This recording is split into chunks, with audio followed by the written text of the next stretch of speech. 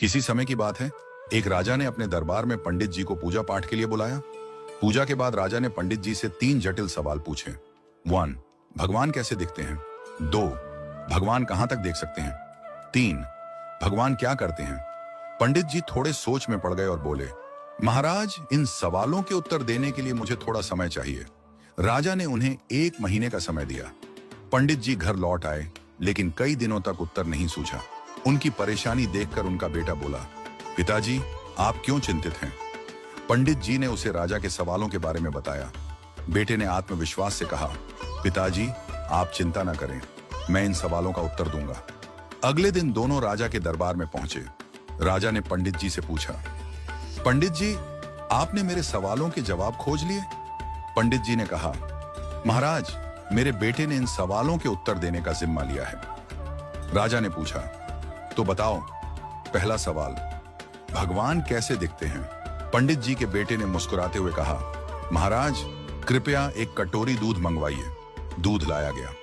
लड़के ने उसमें अपनी उंगली डालकर घुमाना शुरू कर दिया। राजा ने चौंक कर पूछा, यह क्या कर रहे हो?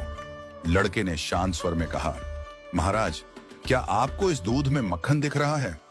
राजा ने सिर हिलाया और कहा, नहीं। लड़के ने उत्तर दिया, मक्खन इस दूध में ही है, लेकिन उसे निकालने के लिए दही जमाकर मथना पड़ता है। ठीक वैसे ही भगवान हर जगह हैं, पर उन्हें देखने के लिए ध्यान, साधना और सेवा का मंथन करना पड़ता है। राजा ने मुस्कुराते हुए कहा, अच्छा उत्तर दिया।